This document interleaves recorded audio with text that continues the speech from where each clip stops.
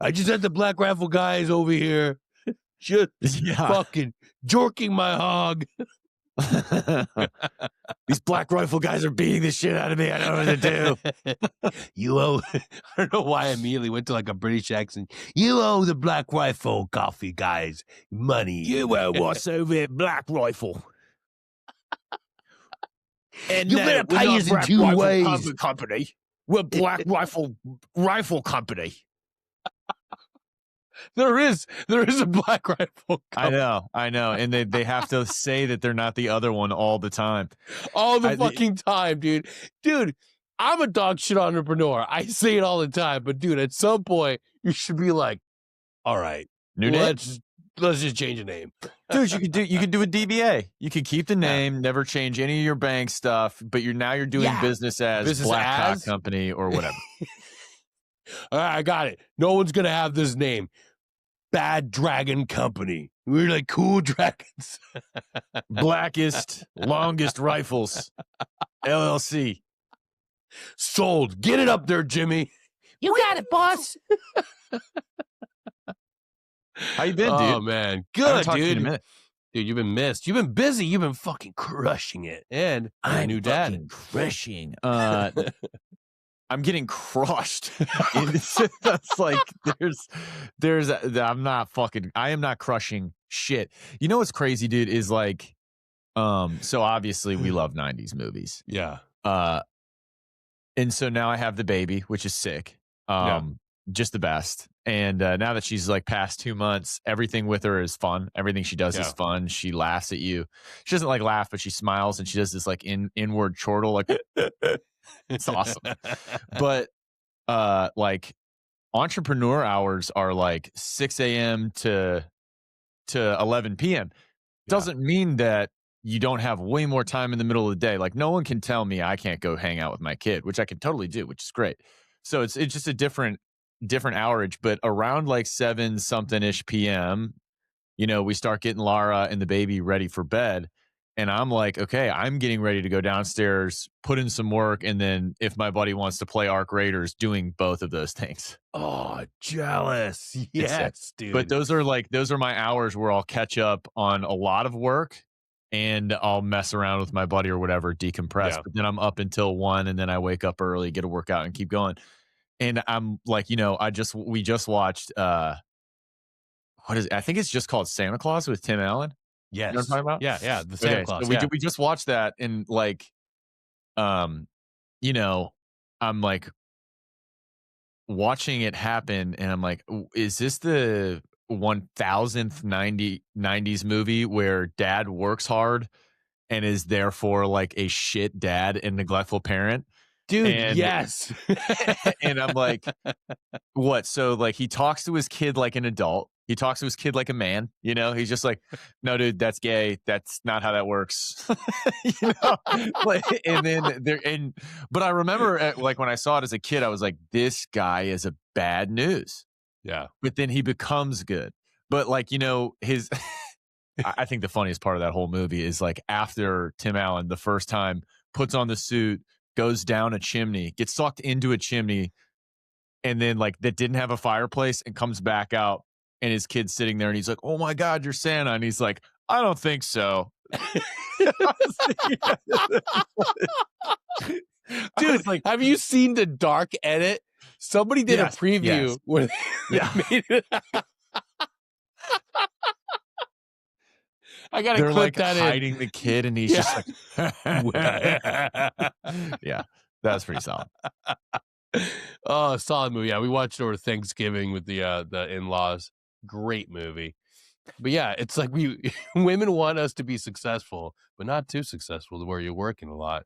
Just enough. Right. You need to be successful and also hanging out. Mando, you have to be spending all of your time with me, but also we can't be poor and I hate our house. Like, well, fuck. This is unattainable. OnlyFans, here I come. and thus enters peanut butter feet. Sorry. Hashtag make it sticky. Hashtag peanut butter falcon feet 69. Follow me. Sub for $1. Hey, Big Daddy, make a clap for me. You got it. You got it, Sausage Lord 25. Whatever you want, man. I'll do anything. All right, chat, spam. All right, Spam Chad, I'm peanut going to butter. start spamming peanut butter on my feet. It's hot this time. Chunky. Thank you, Gliz Lord. Thank you, Glizzlord 52. I'll be adding mustard in 1 hour. Stay tuned, boys. You want to miss it. Dude, just having these lights on so it doesn't look like I'm in a cave, because our downstairs thing is like you can't see unless I have legit lights on like this, and it still doesn't look that bright in here. Can you imagine, like, with the lighting that you've got going on right now, like you're just like, all right. You just start absolutely going to town on yourself while having 2 monitors going, talking to a chat and watching yourself do it and like accepting donations. That's an insane life that a shitload of people are living right now. Oh yeah. Thanks, Steven. Yeah. For sure. I can do that. That's hilarious. Hell yeah, Kirby. I'll shove that in there. Dude, it's got to be wild to start your your OnlyFans career and have 1 fan. You know what I mean? And like, here's your monitor set up for the chat. Yeah. Here's your other monitor where you're watching yourself, and you're like, all right, bro, what are you into? What are you into, man? Let's figure this out together. You want to watch Santa Claus? With Tim Allen? Yeah. Yeah, he's a bad father. Yours was too. It's the same. Sick. Sick, me too. Awesome. Oh, now you want the remote of my ass. You got it. Yeah. Oh, stop talking? Okay. Got it. Oh my God, dude. Oh man, that's a future. That's the dark future that Israel has sold us into. You know, sometimes I'll get in the mood and I'll start thinking about shit like that, and I'm like, you know what, dude, this whole lizard people thing is wigging me out. Like, I need to not think about this. It's becoming more and more plausible every day. Every single day. The thing that irks me is, why do so many people who have any sort of sexual like history and relationship with abusing a minor, and I'm talking like, dude, whatever you want it, there's like the whatever. Everyone's floating around the descriptions as in like teen is teen, so like 13 is non-minor. Okay. Like if that's how you even want to define it, which I don't agree with. I think that's disgusting. I still will say, okay, so these people who abuse kids who are 6, how are they getting out of jail ever? Yeah. Ever. I'm starting to get really confused in like my later years as an adult. Like, someone abuses like a baby or like a little baby, you know, you're like, how are you getting out of jail? How are you getting out of the death penalty? That's what I don't. There's no way you're ever going to be, dude. Like, the death penalty is so far away from them. Yeah, these people are getting like a year, if that. I don't understand. I actually met a new buddy, Andrew Gunther. Shout out to the Sentinel Foundation in Ohio. That is what they're working against. And I met him for beers while I was in Ohio. Crazy serendipitous relationship. You know, I started fundraising for 3 Bravo for our 20 Mountain 220. And this is wild. So my buddy, I have 2 friends from college, really. Like, I met 2 dudes that I really liked, and we continued a relationship, and we're close. One became a PA. He's working in the Cleveland Clinic. The other one works Broad Street in Nashville. Like, his name's Nick Walker, just put out a new CD. He's coming out with like great new stuff. He's probably the best entertainer on the Strip. Like, if you're going to Jason Aldean's on a Friday or a Saturday, you will see him there. He'll be working the late night show. Like, he just crushes it. Both of those dudes, right? So they're just like completely couldn't be further apart. While I'm doing this, you know, all my friends are reaching out. I want to help you. I want to find, I know this guy. I know someone you could meet. You know, I don't have the money. We're all growing, but I can introduce you guys. So they both do that, right? they're both working this lead. So he's working on finding the what is it? The veteran, I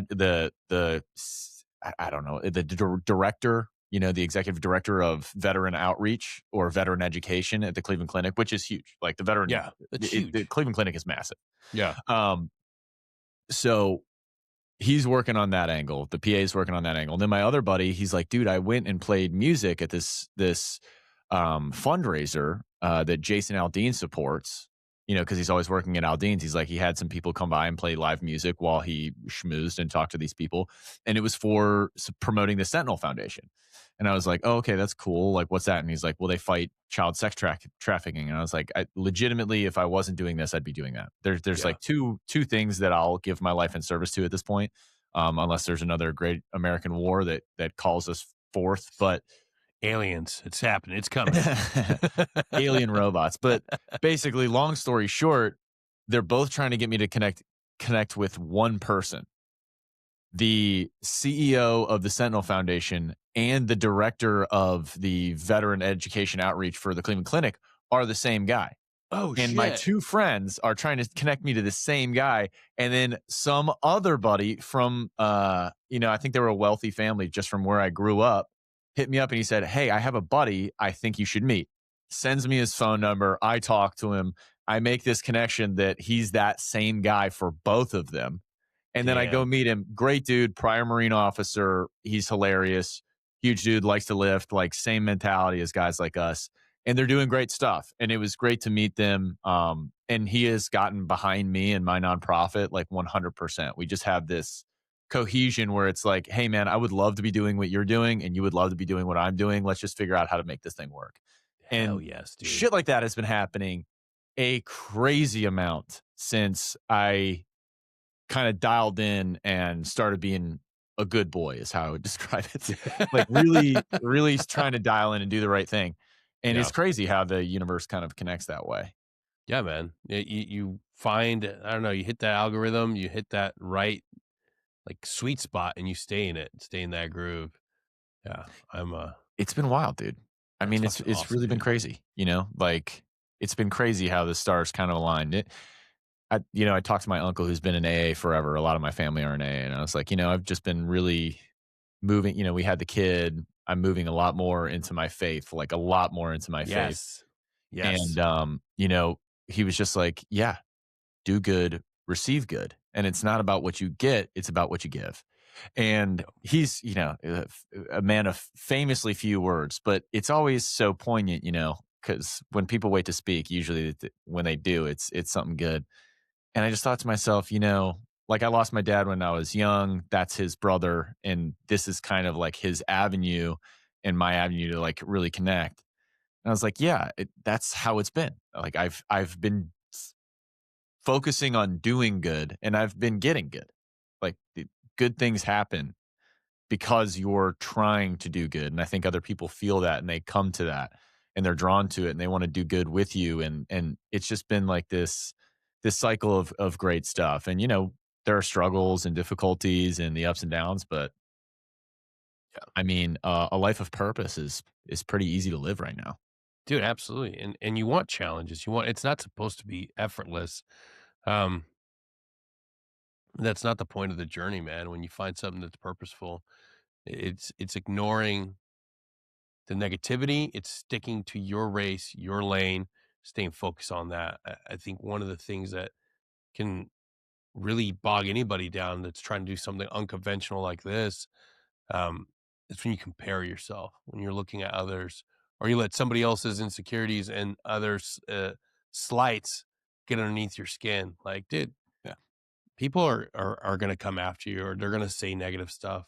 It's who cares? Let it go. Yeah, they have. It's Like, been funny already. yeah. It's like, I'm sure I showed you that we got a feature on Fox and Friends, which was Dude, that was unreal. sick. I saw that. Unreal. Yeah. Yeah. So like one of our backers just had ties to them and I think they put in a good word and they're like, hey, this is a good guy doing good stuff.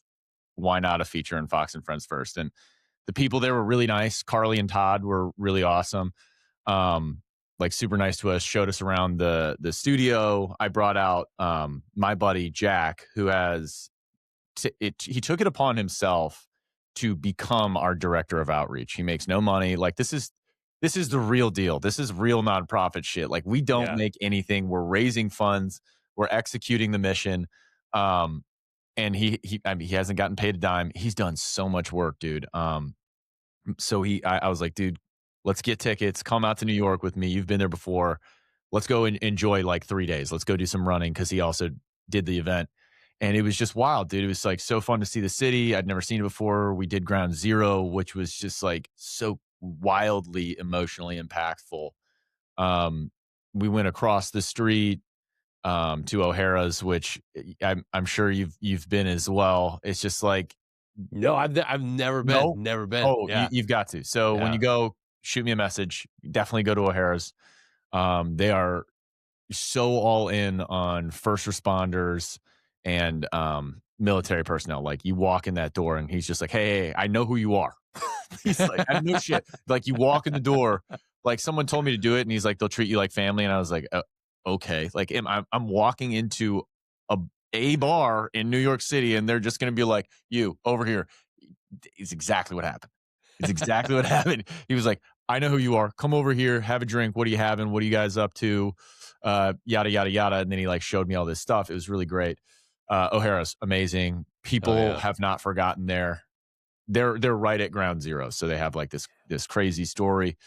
But it was like just everything has been emotionally cohesive and awesome to see the city.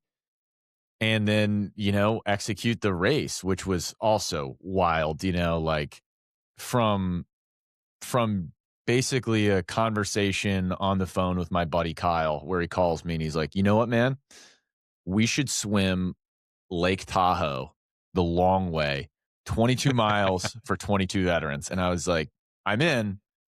So let's figure it out. And we started doing logistics, and I'm talking to him and our two other buddies, and I was like, okay, so if we're gonna do this, and we're gonna do 22 miles for 22 vets, and hopefully promote the mission that I'm already on, and use that to elevate that mission, we're gonna have to like if you're doing something to promote awareness, right? Like you can't just do it for yourself and just be like, this is just us and the boys hanging out. Like we're going to go crush something hard. And then if it blows up, it blows up. Um, if you're going to do something for awareness, you gotta put in the effort. And so from that moment forward, I kind of took hold of it. The other dudes were like, listen, I don't have time. I don't have time to plan all this out. I was like, that's fine. So we started doing the logistics for the swim. Lo and behold, it's insane to do those logistics. Like you have this tiny little window because of wind and fires and cold and all Yeah. this other shit. There's a current in Lake Tahoe. And the crazy thing is that it's also like the average depth is like fucking 1,000 feet or something. It's like super deep. It's Oh super deep. shit. So like to say that if a dude went down, like you're not even recovering the body. Yeah. So And not you to really mention Lake Tahoe is known for its sharks. I mean, well, it's you gotta watch out. Exactly, dude. In the Lake Tahoe monster, cousin of the Loch Ness monster, and so we basically like we're taking everything into consideration. It's just like this is too much. It's like too much for us to say. And I've planned events before just from doing what I did immediately out of the military. I had like 2 instances where I planned an event. It's like not huge or anything, but I understood the capacity. And then, just as you well know, as the special yeah. operations community, we have to plan all our own trips. So Yeah. you do get actually pretty good at logistics. And so I'm like, we don't have time to execute on this and actually have like any degree of coverage. Like the local news isn't going to hear about it. A newspaper's not even going to hear about it. So what are we doing? Like we're not raising awareness. So we have to push Yeah. the timeline and maybe even change the event. So we think, okay, maybe 220 miles. Like that's also, what's this? Our idea was basically what sounds just as bad as 22 miles of swimming. And it was like 220 miles of ruck running. And it's like, okay, that's fair. That does also sound terrible because we all know 22 miles of a swim is unbelievably lame. So I started working on that. And lo and behold, dude, from my house in Reno, in North Reno, up the mountain in my backyard and down, with very little manipulation and just catching some mountains on the way, 220 miles perfect to hit the Tahoe Rim Trail, which is like a really well-known through hiking trail. It's pretty cool. Yeah. So started setting it up and just like executing the plan. Okay, so now we need to raise funds. And I've never done that before because I hate asking for money. So now we have to figure out that. We have to figure out how now I have to figure out how I convey very simply what my mission is, because in the beginning for years, and you and I would talk all the time, Yeah. like, okay, how do we do the best? Like, how can we do the most good? And, my ideas went from like, okay, maybe we get this out via media and maybe we get this out this way. I'm still running the YouTube channel and that's doing fine. But it was really like, okay, there needs to be systemic change. And how do you create systemic change? And it's like, okay, well, you have to disrupt at the one touch point between active military life and veteran life. And for all of us veterans, we know that that's your disability claim. Yep. Whether you want it or not, you're doing an out process. Yep. You're going to do an out process. They need to know what's wrong with you because they have to do their due diligence. So even if you're not going to claim money, you don't want the money, you can say no. You're still doing the process. They're still going to have your paperwork. So that's our one place. And if you're a civilian listening to this, I've learned this over time. Disability is an equivocal calculation to workman's comp. So we call it disability. They call it disability. Unfortunately, that makes people think that every veteran who gets out, like if you're privy, every veteran who gets out is just disabled and they all get disability and they're all getting it's workman's comp. So you get totally screwed up doing this job, as you may be able to imagine. It's workman's comp. It's like all the calculations are identical. If you worked as a construction worker and you had all the shit that we had when we get out, it's the same. So don't get your head wrapped around the axle. It's the same exact thing. So as we started learning how to communicate that, it's like, that's the funnel. That's the point. We need to get involved in the community that is handling that transition, and we need to figure out exactly what's going wrong. And luckily, that's kind of tangentially related to what I've been doing.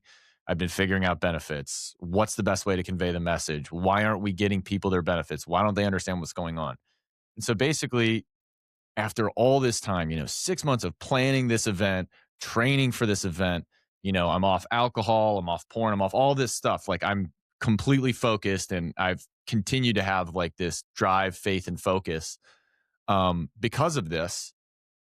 Then I slowly find the mental clarity. Okay, well, this is how I define it. And in the beginning, you have this big idea of I have to change military transition and everything that encompasses that. And, the greatest advice I ever got from one of the people I respected the most from the teams, I won't name him or anything, but he said, be brief, be brilliant, be gone. And I may have even said that to you before, but it was the best advice I'd ever gotten, because it takes a truly smart man to say very, very little and convey very, very much. Yeah. And, in combat situations, in training situations, in every situation in the military requires, danger is only escalated by a long explanation. You really need to be able to convey your meaning and your purpose in a very few words. And so I started to learn, well, what we're doing is we're getting in the one place where every military member becomes a veteran, and we're improving that process. And, saying that, it's just like to guys like us, it's like, well, that doesn't sound like you're fucking doing anything. You can fucking do whatever you want and say that to everybody. But that's you have to get it compressed. So someone who has no idea can say, okay, I can visualize that. This episode is brought to you by Pure Liberty Labs. Quality supplements designed to elevate your health and performance. Check out their full line of quality supplements, whether you're looking for whey protein, pre-workout, creatine, or a super greens drink. Pure Liberty Labs has you covered. Use my code SecurityHalt10 at checkout today. Yep. And then they ask you a question. Yes, we have a veteran impact officer, and they help veterans build a benefit plan based on where they're going to live, what they're going to do with their life, and what they need to do right now. So what benefits do you need to do to have the smoothest transition? So we give you information you didn't have. You give us information you do have. You give us your wish list, and we make that happen in a little packet that you can take with you, and you can always call. We're going to call you. 2, We're going to make sure your medical disability is squared away. It's not like I'll do it once. It's like you will continue to come to us until the result that we tell you is probable is done. Now, if I don't think you're qualified for whatever degree of workman's comp, I'm going to tell you that. I'm also going to give you the number to lawyers, coaches, everybody that you might want to use if you think you deserve more and you think I'm wrong. It's not my disability. It's not my place to tell you you don't deserve more. I'm going to tell you what I think based on the information I have, and we're going to help you build this case. And one example of this is that, like, when I got out, I did not have numbness in my right arm and my left leg. Now I fucking do both. Yeah.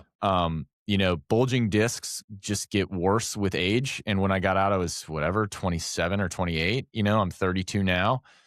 And that numbness for the first 6 months of both, the first 6 months, like 6 months, was not fun. The first 5 days of the arm, I couldn't move my neck. I was like in excruciating pain. The leg, it was just anytime I would sit down. So in a chair like this, I'd just be like, I'm sorry, Denny, we got to pause. I'm going to have to stand up, because it's just like, it's like mind-numbingly numb. It's like growing pains. But I didn't have that when I got out, right? So when you're getting out, I need to be able to listen to what you're saying and then also be able to do what a veteran services officer is supposed to do. I need to be able to connect the dots to what is going to happen. And I'm not going to lie for you. I'm not going to make shit up for you, but I am going to say, okay, these are both affected. There's a really good chance that your knees hurt too. You may not have identified that yet. But if both of your ankles are really fucked up, the likelihood that you're going to mess up your hips and your knees, I'm going to ask you, like, is that the case? Can you remember? And you live in your body every day. You're going to forget something that's happened in the past. I actually forgot that I fell 20 feet off a bridge and compressed the bottom part of my spine. Like, I completely forgot that when I was doing my out process. So it's like, it's just part of what we do is to say, like, what's going on with you? Hey, there's probably a reason for this. Let's think about what's going on with our knees. And if there's nothing, whatever, move on, right? We tell you what they're looking for in the process. You might get an examiner from the VA who doesn't tell you what they're supposed to tell you. What happens then? You don't know. So now you're getting rated below what you need. You might not qualify for disability benefits that would change your life, or just general health care. So if they make a mistake and they're having a long day, you don't have someone in your corner. There's no one there for you aside from someone that you can get like us. And then the last thing is, we're going to connect you with community resources. So unfortunately, this just is never the case. We're going to lead you to other nonprofits. We want you to have, do you want to go experience what it's like to learn how to ride a horse? No judgments. Like, these people are here for you. Let's do that. You want to get outside with a group of vets who go hiking and rucking all the time? Let's do that. You want to go ski? You want to go shoot? You want to learn how to surf? We have the resources to build you a packet to improve your quality of life tenfold from the jump. That's what we're doing, right? And so once you dial that mission in, and that is very clear to everyone, then you get the racers who are involved, who are like, everybody on the race, and these are dudes who don't like running distance. Everyone on the race is just like, the complaints about to come out. Like, this is, I was in platoons with these dudes. I know team guys, team guys. Like, when shit starts to really hit the fan, like, you're going to get in that group huddle. And if there's no like legitimate contact, there's no threat, dudes are going to start sitting around and start bitching about management. is what we do. So, and we would get to that point, and I'd be like, I know as a leader, give the guy space to bitch and moan about you. And I would go in and I would go, hey guys, sorry for the miss route or whatever. Like, we would miss something, or something would be really hard, or something would be really long. Sorry about the weather. We had hail, we had snow, we had rain every day. We had literally negative illum. The sun, the moon was in this like super composure where it doesn't exist. They were like, yeah, it's not even a black moon. It's just not fucking there. Negative moon. Dude, it was wild. So nice. I was like, sorry, the conditions are unreal. And we started in 110-degree heat with like insane. It was insanely dry. Everyone's overheated, and then we go straight to the cold, whatever. And we would sit down, and I would go, "Hey guys, sorry, everything legitimately is my fault. That sucks." Uh, and then I would just walk away and My just bad. let everyone have their shit. And dudes would be like, "Yeah, don't worry about it." I don't know if they were fucking talking shit behind my back. That's totally fine. That is your that's for you. But dudes, it just wouldn't complain. Like when it was time to get up in the morning, they'd be like, it's more important than me. That was the coolest shit that I did not expect. That was the coolest shit. I thought it was going to be me suckering my friends into coming out and doing something that they didn't want to do. And every day just being like, let's go. Like we got to make the timeline. Like we just have to get going. And every day it was just like, yo, we're out. You guys are out. Like everyone just wanted so desperately to be on mission. No coercion needed. Unbelievable motivation from these guys. It was fucking amazing. Like the best experience. We're gearing up for next year already. Right now, we're getting ready for next year, and I'm like so motivated sheerly from the athletes that attended. That I can't wait to see what happens this year. Like 20, 30 guys, whatever. Yeah, so fun, like so motivating. How many Best miles did you experience I've guys had in my cover life. each day, and how long ended up being? So we did the 220 miles, but we had a lot of dropouts, of course, the week before, which we're gonna, try to iron out for this Yeah. year. Put in just basically like on like a prepayment to keep you honest for veterans. If you're a civilian, you want to come out, there's a payment that consider it a donation to the cause. We're going to use it for the actual event. Yeah. We got so many people to donate their time for this first year. It was really hard to coordinate assets. It was really hard to cover down on medical. It was really hard to get all that shit squared away. So for this year, like civilians that want to attend, paying a price, and then for veterans, you're paying a price, and we're going to pay it back to you if you show up. Fuck yeah. As it stood, we had 6 guys show up ready to go. And so I was like, hey, listen, let's do these first legs. I'm telling you right now, like guys who are coming from sea level, this is no fucking joke. Like we're coking and joking right now. You're going to go hit that first mountain. It's soft sand the whole way up. This is a soft sand mountain. I'm not fucking around. Like you guys are going to be pissed off when you get down here. You're going to be mad at me. And I'm telling you right now, you're still allowed to be mad at me, but that is a soft sand mountain. And it is going to be 110 degrees out. It's probably going to be 95 by the time you get up there. So they got down and they were pissed. They were like, well, I need IVs. Where are all the IVs? And I was like, dude, they're not here.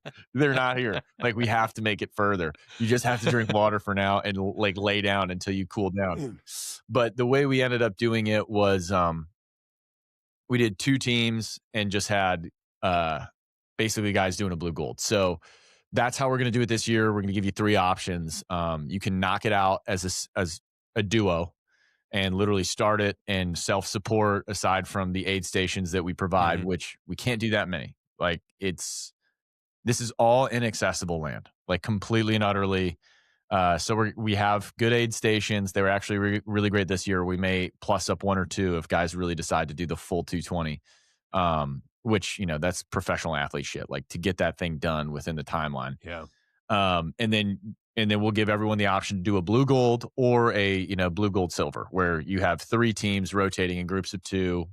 You have 1 ruck between the 2 guys who are on. So, one guy's going to have 17 pounds of food and water and everything anyways. The other guy's just going to be plussed up to 22 with the weight. You're going to support yourselves with your own bands this year because we had an awesome donor who donated. Geez, I'm going to blow this shout out, but they did us a really great favor. I'm going to remember this and I'll ask you to put it in the description. But they donated vehicles to us to use for the week. Shit. Like basically no questions asked. And I was like, okay, sick. So we go to pick them up, and they're brand new. It's a brand new Yukon and a brand new Denali. And I was like, oh, dude, I feel like I fucked up describing this, but I know I didn't. Like we're living in this for the next like 4 days, like in and out of it, gear, peanut butter and jellies, farts, like burritos. So they came back and like we cleaned them. We were really good about it. There may have been like micro scratches in the plastic, one or two, and didn't hear back from him. But I like the communication was already like very minimal. He was just like, "Yeah, just take him." I was like, "Okay, Okay. okay, like you're the man." But I'm also confused at why you're letting We're me gonna do this. turn this into a fucking runner's F shack. Yeah, and you're also not making me sign anything.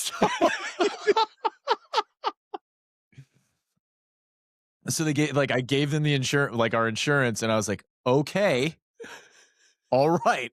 Should have been like, here's a chat GPT image of what it's gonna look like afterwards. Yeah, Are right, you, are right. you cool with it? Use ChatGPT to assume the damages that could potentially happen. So that also it gave its whole like a whole new level to where I was like, guys, these are too nice. Like, Yeah. do not at any point in time be like tired and lazy and fucking smack into anything with these. It's just too you will drain every dollar we make. you will ruin this. We will have a new Denali, but we will also have no money. So yeah, I mean that was great, but for this year, if you want to do the team event, you're bringing a vehicle, and Yeah. dudes already did. Dude, like if you're in the West and you live in that area, you want to have a cool outdoor vehicle. So a lot of people had the camping option anyway, and you really don't need it. Like legit, all we used those vehicles for was like if you have an old pickup, throw a bunch of shit in it, bring out some ground pads and a tent. You don't want to be in the truck anyways. Like you want to be Yeah. sitting outside. It's beautiful out there. Even when it was raining, it was like, dude, let's just put up a tent and sleep. Guys slept outside every night anyway. So it was very easy to accomplish, um, as far as like just getting guys to do the right thing. And then the fundraiser also went off great. We made, I think we raised 27,000 with I believe Wow. 4 or 5 items. Holy So shit. it was sweet. Whiskey Myers sent us a signed guitar. It was fucking cool. Damn, dude.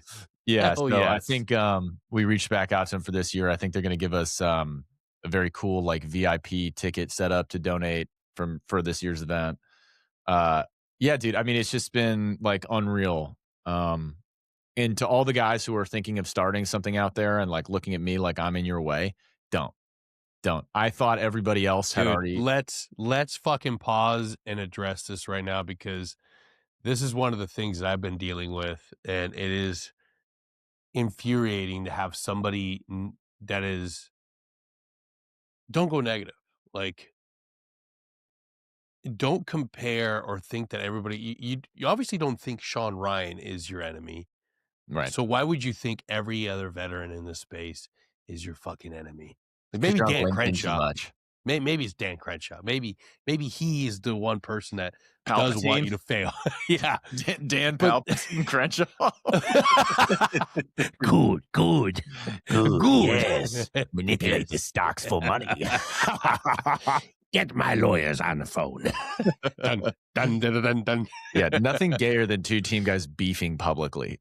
Dude, and FYI. there's nothing gayer than going after somebody's sponsors and talking bad about somebody because you're jealous that they're doing better than you. Whoa, That's a real is this situation. That's a real situation. That's so dumb. It's so Yeah, stupid. It's balls, so dude. stupid, man. And the thing is, like, bro, focus on your own race. It's linked influencing. Ev Yeah. Everyone Yeah. who's not up to something is on LinkedIn really often. And I know, and I'm not shitting on you guys, I know from personal experience, I was doing that too, and then I got to work. I figured out how to get to work on my mission, which I'm not saying is like an obvious or easy thing to do either. LinkedIn is a great segue. It's a great way to, test out some of your skills. But you have got to get your head out of this, like the virtual world. You've got to get it up and on mission. Yeah. Focus on your own race. Focus on Yeah, your own lane. do your own shit. Because the thing is, like, when you're backbiting, you don't realize that you're talking to other people that know me. You're literally talking shit to people that I know that are going to come to me and say, this is a bad dude. Don't think that he's your friend. And I don't. That's the thing. Like, That's crazy. It's infuriating, dude. Like, and I get it. Like, the dude's dealing with his own mental health issues. He's dealing with his own thing. And it's like, hey, man, like, at the end of the day, I'm praying for you. I hope you figure your own shit out. But if you think that going out of your way to try to derail what I do is going to, like, bro, like, it's not going to work. Like, it's literally an insane idea. And the more that you continue to do it, like, it's only painting you in a negative picture. Right. I know you watch this shit, which is like, hey, Dude, like, thank you for the subscriptions and the follows. I'm not following you anymore. I refuse to support you. So go about focusing on your lane and your race. Go live your own life. Very lame shit that I do notice is like the veteran community is very ready to like eat its young, you know? I think just, you know, like the selection portion of the nature, you got to make it to be somebody portion of the nature does translate poorly to the civilian world. Because within the military, like if you're selecting for buds or you're selecting for ranger school or you're trying to go anywhere, you want to go to the Q course, you have to understand that like it's you versus them. It is. And you have a swim buddy and a log, and those dudes are going to change. Like you have to be good to your team as a part of yourself, like as a character trait, but you need to know that it's you that needs to get this done and you want to accomplish something. When you get out, there are so many fucking people in the world. Like the competition is essentially nil. I remember when I was like thinking about the nonprofit space, I talked to a lot of people I consider mentors. 90% of them said, don't do it. At least 99, maybe it might've been every single one of them. And I was like, fuck, I know I'm making the right move and you're not understanding why. And so I carried on. But one guy who I talked to who started a very successful nonprofit, he was like, dude, don't worry about me or what's going on with my stuff. There are so many people who are desperate to donate that like I in my business, we could work literally in the same town for a lifetime and we would never tap into the same people who want to donate what they've got. Like rich people get rich, like really wealthy first generation people get wealthy by practicing wealthy practices, which are not giving away money. It's not like philanthropy is usually like a second or third generation trait where they've had money and they genuinely think that they should start giving it away because their immediate ancestor hoarded it, but that's how you get wealthy. That's how they do it is they have smart money spending practices. And so when you start tapping into people who want to donate, they want to make a difference, but like you have to call them. They're not looking for places to donate. And when everyone says like, oh, well, how are they getting away with the taxes? Brother, they fucking don't. They just fucking pay them because they're rich. They can afford it. They can. Like there are other things you can do to position your company to be safe from lots of taxes, as opposed to like that little bit of donation saving, right? So they're not looking for people to spend to. Some of them are, some of them aren't. But as far as like starting a podcast, dude, everyone is going to tell you right now the market is saturated. I can tell you right fucking now, start it, edit videos, start posting them on multiple things, start trying to make constant content. Everyone isn't doing that. Everyone has tried, but it's a lot of work. It's a ton of work. This microphone, I've iterated 3 times. It's like the buy nice or buy twice. All this stupid stuff to like make this work, to make this something that's worth watching. And I just do this so on the YouTube channel, when I talk about benefits, you don't have to look at like, a 1970s TV with a bad cable connection and then have to just listen to me, like it makes it palatable. And people don't understand the sheer amount of work that goes into content creation and all this stuff, because they're like, yeah, well, Logan Paul does it. It's like, well, yeah, he does it full time, all of the time. And now he's got employees. They just it's really easy to focus on the dudes who are tool bags, where you're like, oh, no, it's just a tool thing. And tools couldn't be good at anything. It's like, brother, tools have been making money for a long time, a lot of money, long time, because they commit. You know, it's Yeah. that isn't the character flaw or the trait that makes them rich. The trait that makes you rich is the tenacity to do it. You just got to continue and work and work and work. All that to say, like, there's so much room. Like, if you want to do exactly what I'm doing, do it. And if you do a better job and it solves the problem that I'm trying to solve, I'll get behind you. I don't care. Dude, that's the thing. Like, there's been since I started, there's been at least a dozen or maybe 24 shows that had more followers, had bigger social media preference, that just one day disappeared. One day disappeared. Dude got kicked out of the military, couldn't continue doing it anymore. Fucking fell out of it. Like, and since I started climbing, there's been tons of dudes that came out, fucking, it cost me nothing. Tracer burnout. Literally going after the same demographics, literally going after the same bunker bros, doing the same, almost the same thing. You think I stay up late at night wondering, oh, how am I going to outmaneuver? I don't give two fucks. If they succeed, I succeed. Like, one of the greatest things I realized was nobody is going to come in and kick down the door and steal your opportunities. No. Keep going. Chase down the things you want to do. Like, the individuals that are out there that are thinking that they got to outmaneuver, it's like, I got to strategize and figure out ways to take you down. I feel sorry for you, dude. I really do. Like, I really feel like if that's how you spend your time and your energy, then that sucks. Because you, broke one of the most fundamental rules of being a team guy. Bros before hoes. Being a good dude. Yeah. Being a good dude. Because this whole thing, the first time we met, you called me to ask for help. And I helped you. Stayed late at night. Gave you insights to analytics. Gave you insights on what guests to go after. How to format. Even how to do memes. And then just a few short months later, you want to try to slander my name. You want to try to drag another individual whose business didn't want you, didn't want to sponsor your show, and you want to drag them through the mud. That, to me, is one of the greatest fucking sins you can commit.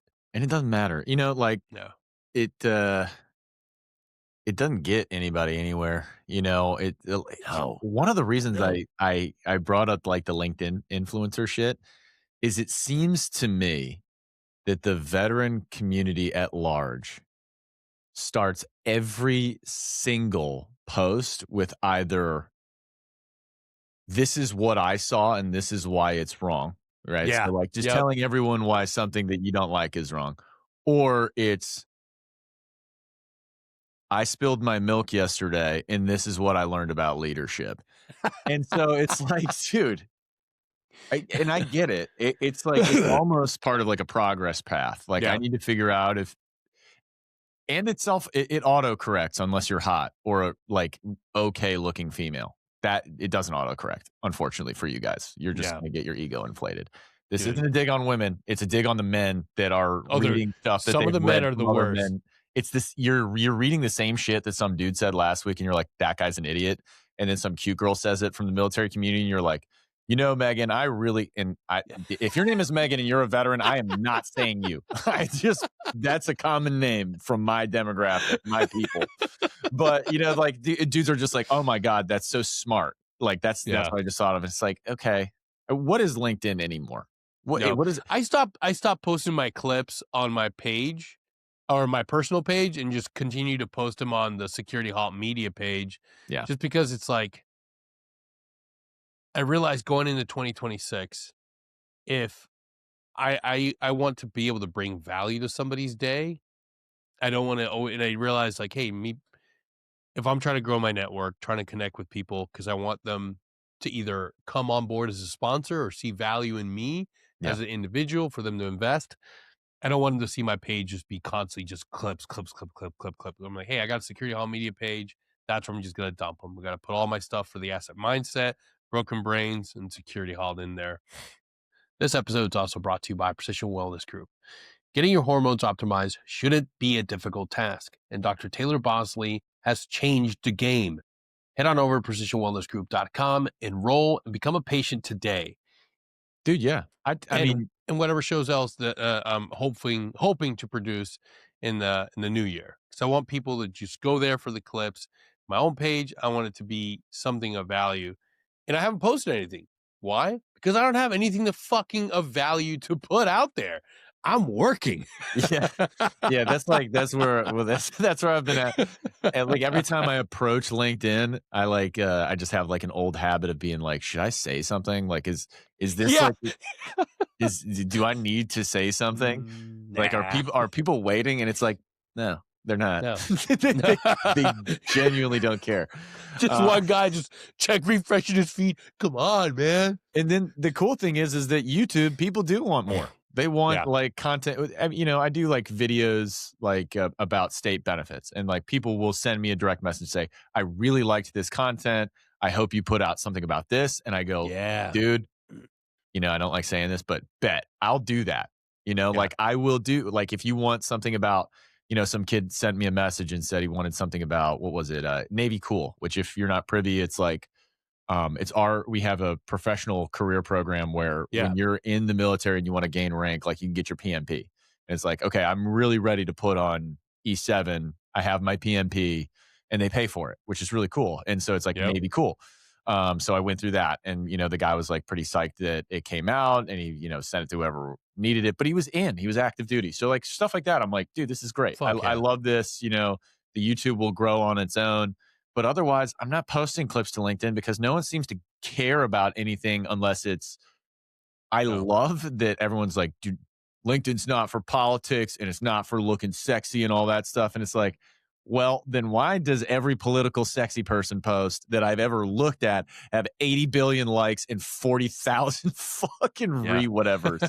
It's just like, yes, it is. Because all of you are clicking between LinkedIn and going to Twitter or X or whatever. And you're just saying like, well, these are the adult apps. And it's like, dude, just go on Instagram. It's way more entertaining. It's the same level of stupid, Yeah. Like, because you're on Twitter all day does not make you an adult because the president uses it also. This is the least adult thing I've ever seen what people do on there. LinkedIn is the same way.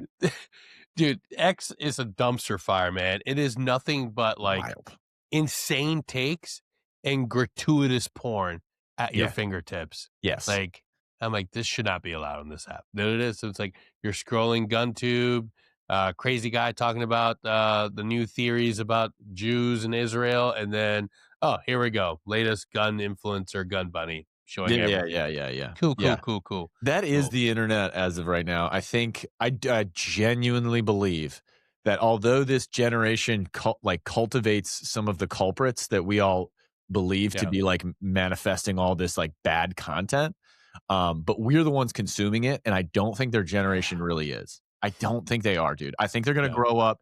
It's the whole thing of like the I posted something of my buddy's the other day that he just reposted, whatever.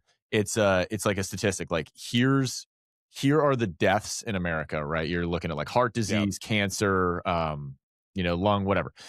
And then you look at what does the news report on, right? And then there's like gun deaths are like, so much less than, it's like way below 1%, 40% of what the news is talking about. So, like, not to diminish anything that's ever happened to anyone in a gun related incident, right?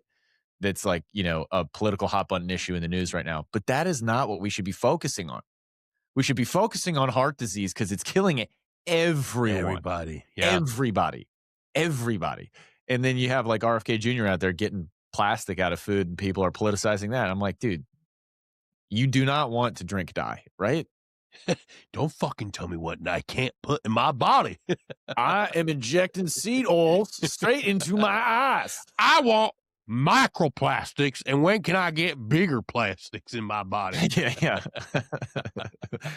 I'm done with micro, and I will be now ingesting macro. I will have one golf ball a meal.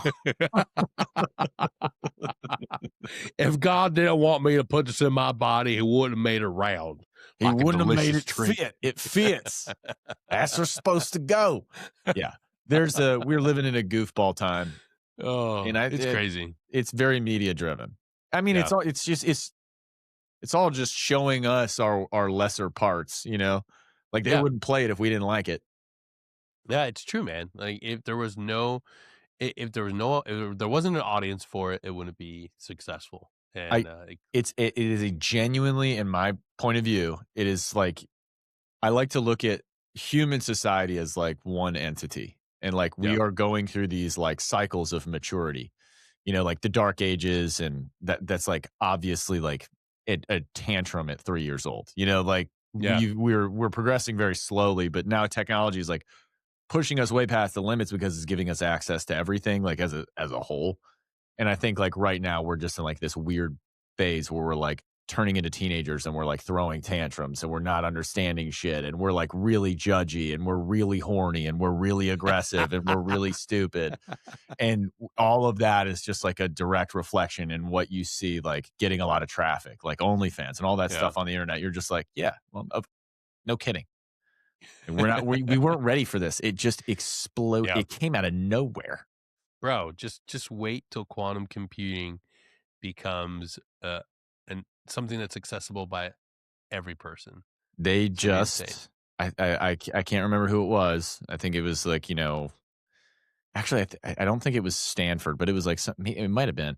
But some college just did an experiment where they basically, I didn't read the whole article. I read like the first 2 paragraphs to kind of go beyond. I did my due diligence and read a very short amount, a very brief amount beyond the headline. All right, this checks. They had like a successful, you know, millisecond experiment where they powered quantum computing, like a quantum computing level of power, like what you need with something that was like relatively small, like that would bring it to the home user, which is crazy. Because that's like one of the major hangups is like, we're not going to be able to use this generally because you're going to have to use, you're going to have to use a whole, whatever those data centers are. Like you'd have to use a whole data center for one computer, something like that. Yeah. So it's coming really fast. Like it's all developing. It is, man. And I guarantee the first thing that quantum computer will be utilized for is quantum porn. Say it. Like sort of like the Star Trek hologram sequence. Computer generate a mid-20s Nancy Pelosi. Oh man, have you seen that those memes of that kid who like puts on his like Google VR or his Meta VR or whatever, and he's just like walking around his room and he's like, Jarvis, make her 30 feet tall. Yeah, Jarvis, 60% more jiggle. It's just like this dude is like making a joke, but this will very shortly be exactly 100%, what's going on. 100%. The holodeck will be a real thing, and it will be abused. There's somebody did a skit, or maybe it's like from a low budget TV show where the guy walks in and he's doing like the whole thing computer. Generate a full size Bryce Dallas Howard. Oh yeah. And he's just like, dude, get out of the trash room. Yeah, he's like, he thought he was like on a holodeck. Yeah, I know exactly what you're talking about. Oh man, yeah, dude. I mean, you know, like when that technology becomes available, just think about like like the way our brains are wired, like where porn is crazy addicting. Where you'll have something that's actually in front of you, like 50% physical. You know, you're just going to be like the rate of dudes that die due to malnourishment. Yeah, we're going to lose a lot of men really fast. That technology is going to be new pandemic. Yeah, that's going to be like we'll have. How long does it take to die from malnourishment? You know, like 3 weeks, like for 3 weeks from the second that becomes, an item that you can buy for $1,000. 3 weeks from that day, most most of the men will be dead. Number one quantum Google search, Sydney Sweeney. Oh man, well yeah, that that will take down more than half. Sydney Sweeney in a German officer field uniform. Oh god, dude. In today's news, 90% of Connecticut is now lost. New Hampshire. Dude. Yeah, the internet is weird right now, huh? It's really funny though. It's insane, dude. Well, it is fucking insane. I mean, like, it was literally the second Trump won the election, like the internet changed. Yeah. Like that instant. Yeah. It's like we now have like 2 versions of the internet where you can share shit that's like really wild but really, really funny, and one that's like, no, that's bad. Don't share that. And one that's just like, yeah, dude, do it, please, fucking send it to everyone. Well, yeah, I can't even say what I want to say right now because it's like bro, it's security Halt. You can send it full send. If it's bad enough, we'll edit. Well, so the Burger King hat guy? Yeah. Like there's like just an entire series of videos now where they like show regular stuff for like 35 seconds, and then it's Burger King hat guy for 0.1 seconds, and then it's the first tower getting hit by the whichever yes. And you're just like, dude, this is like the shock value is so funny. But you're like, this is super fucked up. It's so fucked. But you every time you see it, you're like, oh my god.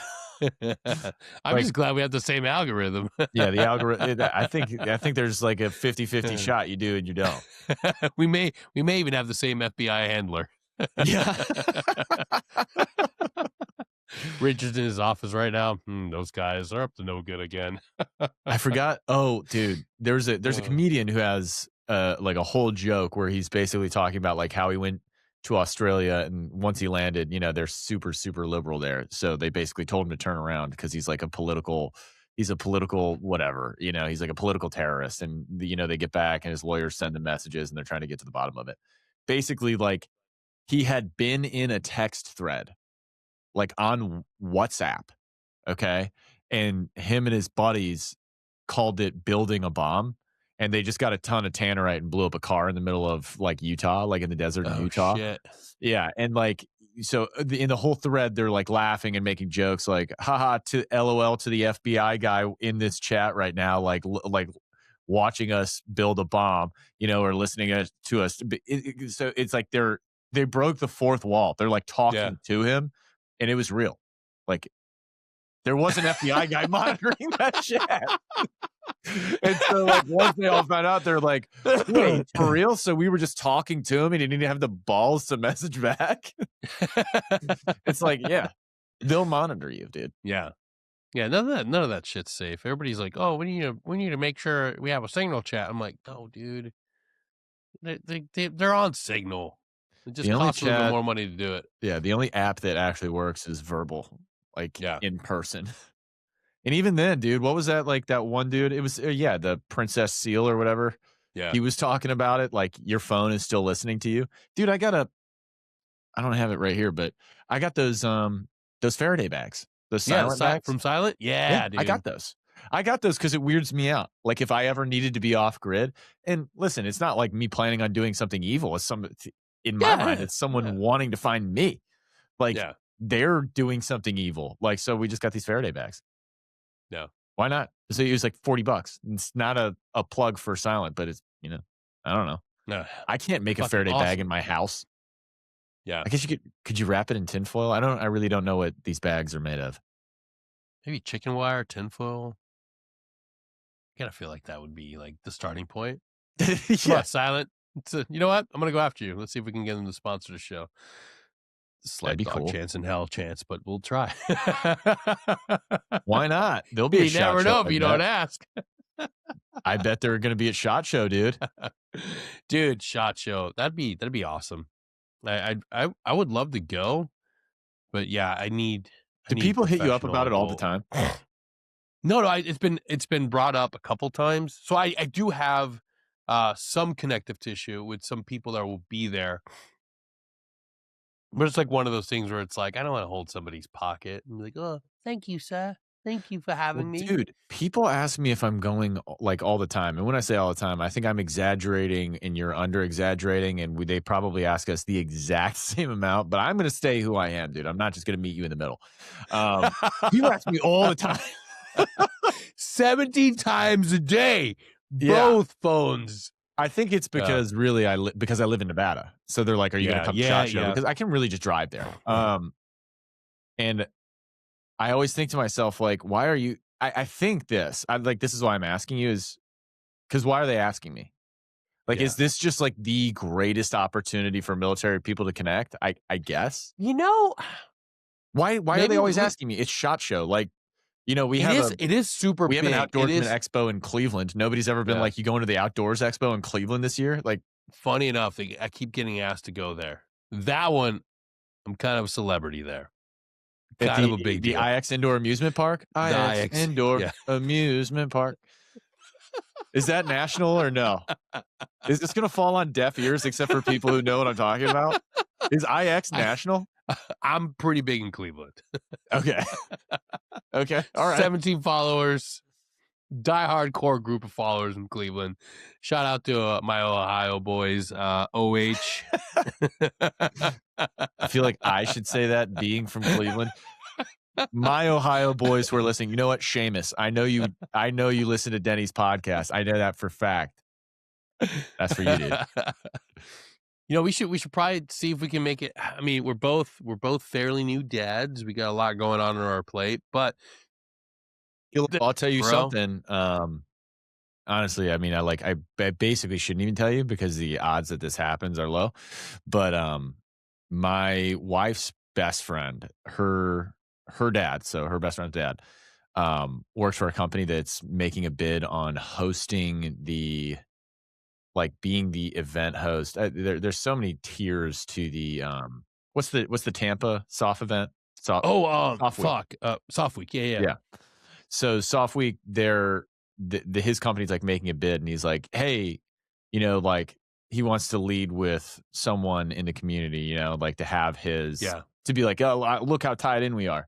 So he was just like, dude, if we do this, do you want to host the week, like as the host? And I was like, okay. Like I don't know what that means at all. He's like, you know, set up like a podcast booth and like host something every day. And I was like, I mean, I'll be there and I'll be like, I'll make a speech or whatever, and I'll talk to people and I'll help you with that. But dude, my buddy Denny would be the great guy to have a podcast there because people listen to his. Mine's about veterans benefits. So like, I don't know if you've been to Soft Week, but it's all industry. Like there's 8 military people. They'd show up and they'd be like, what are the benefits? And I'd be like, dude, I'll just text me. Just text me. There's 8 of you. Everybody else is drunk. Yeah. I went to Modern Warfare Week, which is like the little cousin event right before. And it's the same thing. Tons of like, because all service members get in for free, but it's so hard to carve out time and like stand out as like somebody for mental health, fucking veteran stories, transition assistance, because you're going up against fucking the Death Falcon Laser 500. Yeah. Oh yeah, we got the RoboCop suit. It's a real thing, and we don't have to cut you in half. Hey, who hurt you? Over here. Not fucking cool. What a loser. This guy's gay. Look at my flamethrower. RoboCop operator, I want to be like you when I grow up. Of course you do. What about me? You want to be like I did it. I did it. I'm just talking about emotions. Boo that man. Gay, weird and gay. Hey Denny, kids, look at my jetpack. How was Soft Week? Yeah, I got bullied by a robot like the whole time. He actually started a podcast day 3, and he's now better. He's now bigger than Joe Rogan and Sean Ryan. Welcome back to the Real Soft Operator Show. Here I am with a nickel-plated spoon. He can Fucking talk sick. Wow. Jocko, welcome to the show. Jocko, sit down. I have some gummy bears for you. Worst gift of all time. That's like not a shot at Sean Ryan, but it is like a shot at whoever planned that for you. Dude, yeah, dude. Why are you Vigilance giving gummy bears gummies. to when Dino Mavroukis came on, former team guy, went to Stanford and started like this, the fastest growing tech company ever, military tech company, Saronic. He shows up the fastest to like what was it, like a $2 billion valuation ever. Yeah. He shows up and he's like, so I got some gummy bears for you. And it's like, dude, this guy can afford gummy bears. Every guest could definitely go get his own gummy bears. I think he's giving away guns now. Like he must have gotten enough. He still does the gummy bears. So it's still the first thing. Yeah, the gummy bears and the cig, which is like, dude, like how much? He's big enough to make fun of. I mean, he's just like, oh, dude, he's so far away. I mean, he's like, he's one guy away because it's the soft community, but he's also far enough away that this doesn't come back. You can say whatever you want. You can call him a bald little bitch, call him squinty eyed. This isn't coming back. Check the mail tomorrow. I don't. Well, I would say he wouldn't care. Cease and deceased. What the fuck? Dude, I will say, dude. Okay, so like Dan Crenshaw, like obviously he's making too much money, and weird stuff is going on, and we all get that. And being a crybaby about the stock trading thing, like that sets off the radar that like you're making a lot of money in trading. Now, if he's making it honestly, I'd kind of be pissed too. Whatever, I'd be indignant at least. But all of that aside, the message that, like Sean did, the whole public, like, I'm going to read our beef and let everyone decide, which is also like sort of dramatic. If Sean ever listened to this, I'd be like, dude, I'd have a beer with you. You seem cool. I think we have some of the same friends. I'm sure we do. I also just don't think that that's cool to do. But like, I get it. He's a politician, but you're also like, you're not just a guy. You're like famous and wealthy. Yeah. You can fight that fight, but I get it. Like publicize it, whatever. I mean, it's like part of the game and whatever. It's such and such. All I'm saying, my only real opinion on any of it is that the text that Dan sent, where he's like, yo, dude, team guy to team guy, you can just tell me if you think I'm being a turd and making too much money. Like some of my boys at 6 told me that. Like the way I read that was just like, it wasn't like a threat in my mind. It wasn't a threat, 100%. No, it was just like, and I hate Dan Crenshaw. Let's just put it out there. I hate that. Something's guy. going on over there, at the Crenshaw residence where he's making 100%. All that money. Yeah. All I'm going to say is the text, I would not have gotten that and gone Heinrich. Yeah. I wouldn't have gotten a text from a fellow team guy, no matter how much like I don't like them or I don't understand them, that said like, hey man, I can tell you don't like or understand me. You can just hit me up directly. Like I'll tell you anything. And then your response is just like, oh, fuck. It doesn't it just doesn't look cool. Like, I know he's doing it for the legal thing. I know that he's doing it for the legal thing. Yeah, he is. I was scared. I thought you were going to send some guys. For me, dude, can we leave the team guy beefs to us? Like, the peons. What are little boys going to think when they're reading all these books now? They're going to be like, okay, and then one day I become a podcaster and or a political figure and I just have to burn down my friends. It's like, dude, fucking it or glove up. That would be cool. Like if you guys just were like, you know what, screw the lawyers, let's just glove up. It couldn't possibly hurt either of your reputations to glove up and fight each other. The only reason you wouldn't, if there was someone who would handle this event, which I'm sure Logan Paul would. Oh, 100%. The only reason you wouldn't is because you wouldn't want to lose because of your pride. But if you've gotten in enough fights, losing a fight shouldn't really hurt your pride anymore. should just get up and be like, damn, whatever. Yeah. I might beat that guy tomorrow. It's like, whatever. Yeah. Unless it's RoboCop, Operator RoboCop at SHOT Show. Jesus, dude. Jocko? No, that's the other guy. Fucking, what do they call him? Shrek? Shrek McAfee. Shrek. That dude says some of the most goofy shit. If you go to the range and you shoot more than 2 bullets, you're doing it wrong. Right. Yeah. Well, but here's the thing. Like, a lot of people will speculate and just be like, "Oh, this guy's not an operator because that." It's just like, no, he definitely is. He's just one of the weird guys. Yeah, there's tons of them. The dude's taken how many hits to the head, and he's probably shot so much that for him, sure. But I like shooting. I'm not gonna go to the range and only shoot 20 fucking rounds. If I'm gonna go to the range, I'm gonna fucking burn it down. Yeah, I'm gonna go through some substantial rounds, dude. Why do you think I have a 22 AR?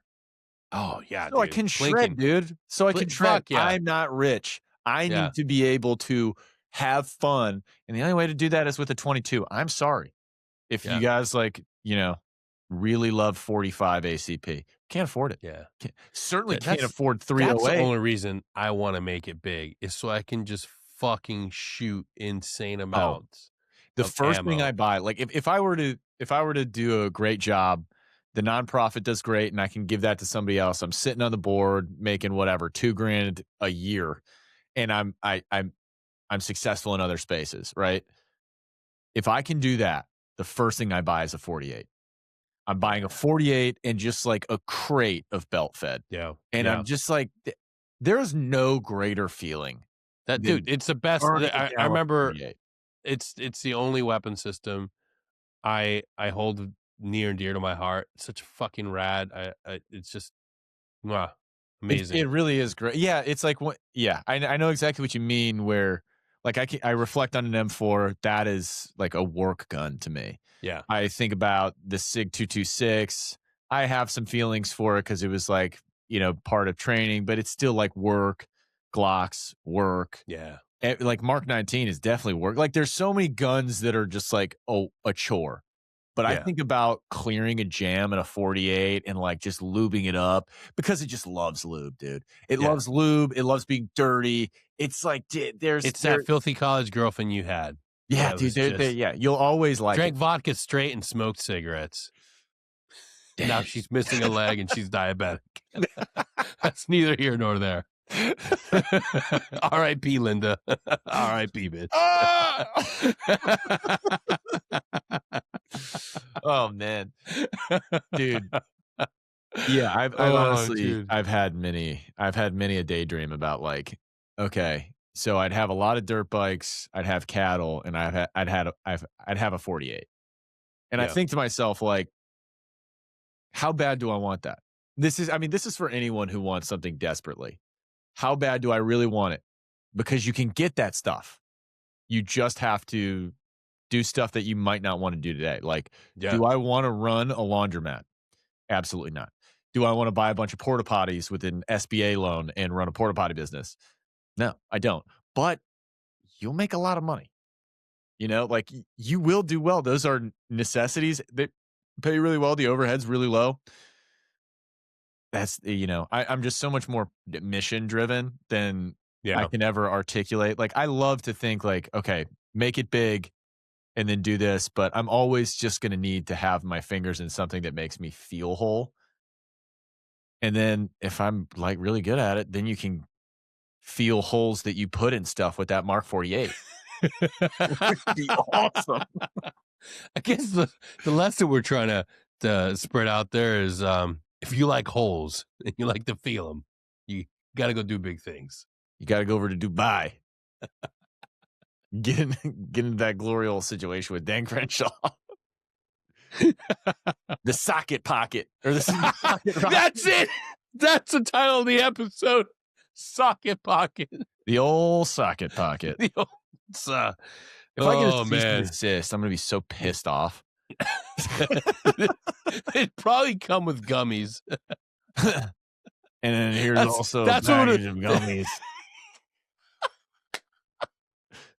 You do that voice talking so about perfectly. me, but here's gummies. That would be wild, dude. get like here's your Vigilance Elite gummies. God, dude, the internet is too stupid to listen to any of that.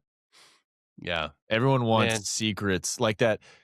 That one dude who's constantly like talking about everything, like it's all connected for the lizard people. Yeah, You know, like it's like the Candace Owens troop, who I didn't always think was like the conspiracy stuff. One thing I'll say is that like when you start getting into stuff like that, they do a really great job at making you think it matters. It just doesn't. Yeah. To you, like the viewer, like how could it possibly matter? Yeah.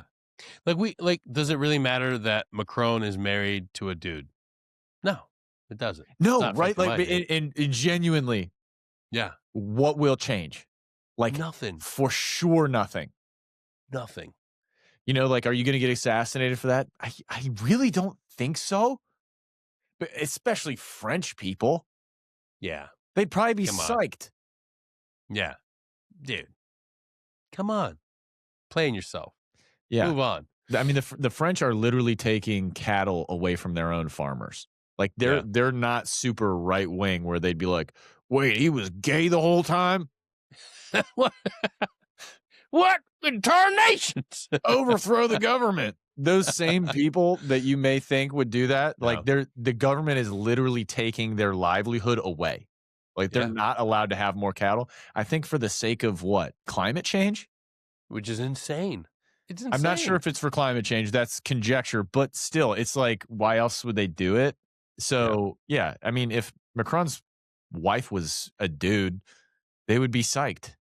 Yeah. Why would you? I don't know. Yeah. And if you want it to be a dude, hey, it says more about you, doesn't it? Just think on that. Ooh. Yeah. Face. Right in your face, dog. Well, Liam, if people want to know more about 3 Bravo, where can they go? Check out 3bravo.org. You can get us at the veteran 3 Bravo veteran podcast on YouTube. And honestly, if you want to get involved in the race, if you want to volunteer your time, we have some really cool stuff coming down the pipe, really awesome ways to give back to the Nevada community, not only, but if you want to get involved in the veteran community, raise awareness, come out to the event. This is going to be the second year. Really cool stuff's going to be happening. When's the next race?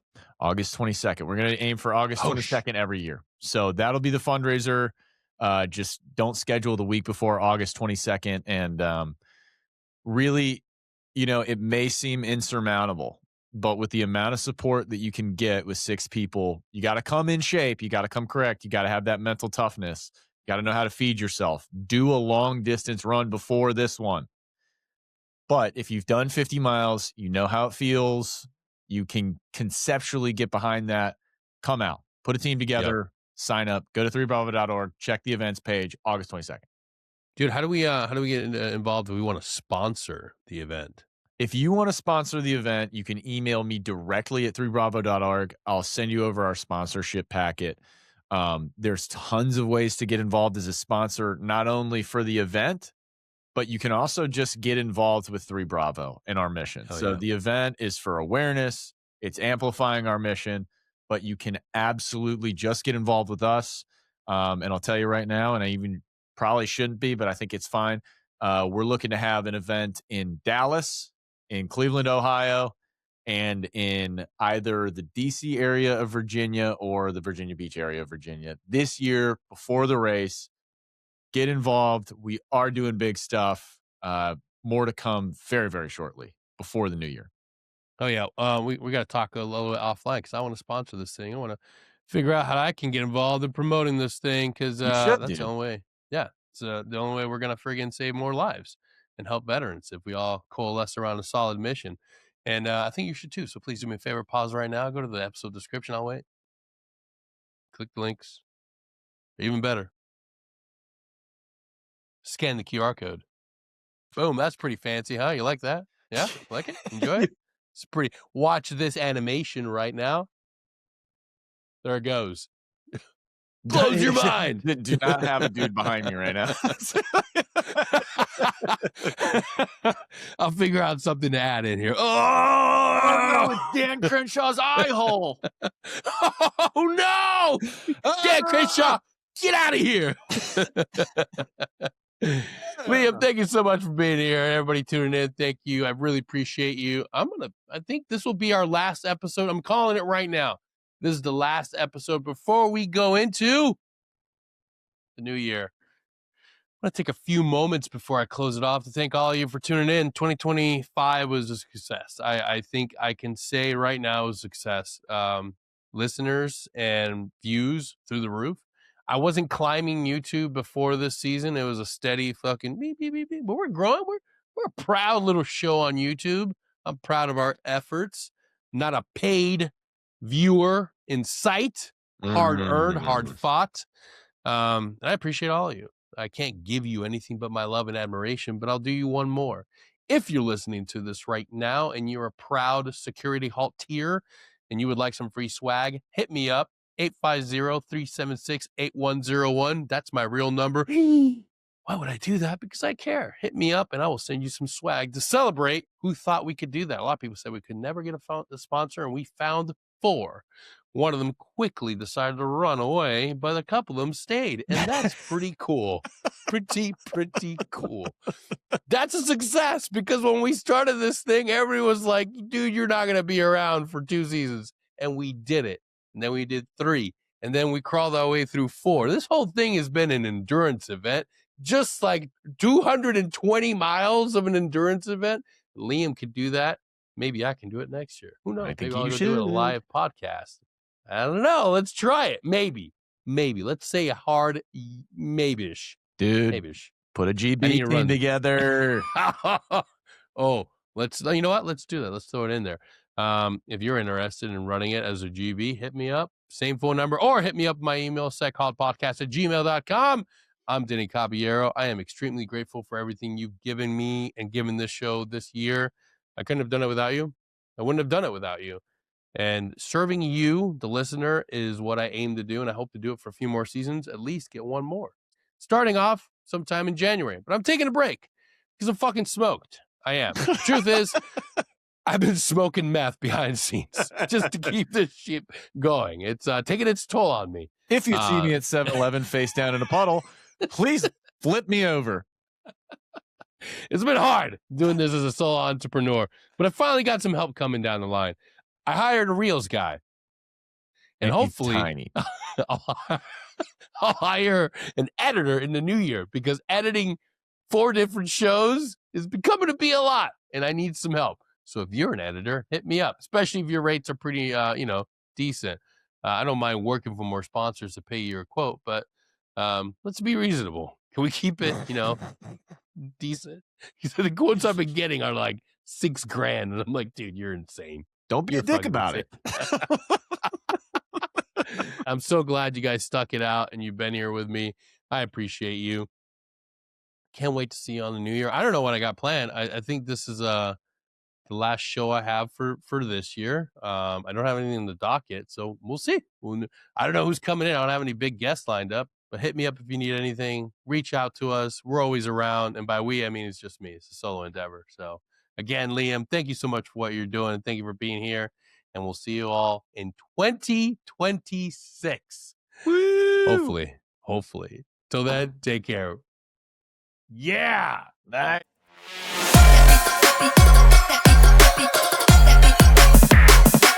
Yeah.